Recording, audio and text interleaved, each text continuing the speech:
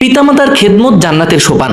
আজ আমি এমন এক বিষয়ে কথা বলবো যা আমাদের জীবনের সফলতা, আখিরাতের মুক্তি এবং জান্নাতের চাবিকাঠি। তা হলো পিতামাতার খেদমত।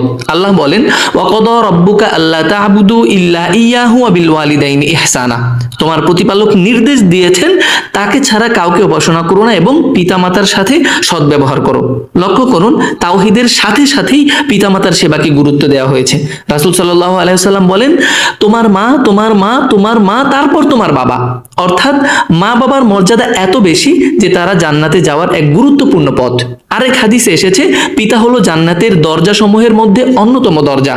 আর বর্তমান সমাজে বাস্তবতা, আজকের সমাজে দেখা যায় অনেকেই মা বাবাকে অবহেলা করে, বৃদ্ধ বয়সে তাদের বোঝা মনে হয়।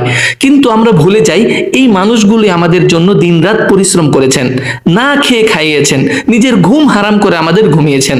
আজ আমরা বন্ধুদের খুশি করতে যা পারি তাই করি, কিন্তু পিতামাতার একটি ডাকে বিরক্ত হই। আমরা ভুলে যাই যে মা এক রাতে 10 বার ঘুম ভেঙেছেন আমাদের জন্য, যে বাবা হাজার কষ্টে হালাল রিজিক এনে আমাদের মানুষ করেছেন, তাদের প্রতি আমাদের দায়িত্ব কি?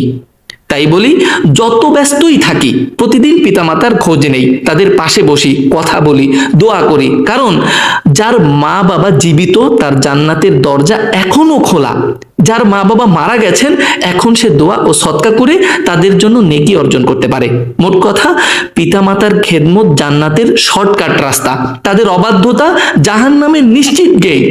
যখন তারা একটু ভালোবাসা চায় তখন আমরা বলি ব্যস্ত আছি, যখন একটু সাহায্য চায় আমরা বলি সময় নেই। আমরা কি করতে পারি?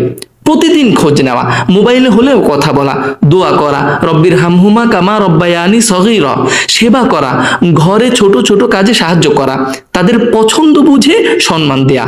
যদি তারা না থাকেন তবে কবর জিয়ারত, তাদের জন্য দোয়া এবং তাদের আত্মীয় স্বজনদের খোঁজ নেওয়া। উপসংহারে একটি কথা বলে দিতে টানছি, পিতামাতার খেদমত কেবলমাত্র একটি ভালো কাজ নয়, বরং আল্লাহর হুকুম, জান্নাতের রাস্তা। তারা জীবিত থাকুক বা মৃত, তাদের হক আদায় করা আমাদের দায়িত্ব। আসুন আজ থেকে শুরু করি। এই দরজা আমরা খোলা রাখবো না বন্ধ রাখবো, সেই সিদ্ধান্ত আমাদের।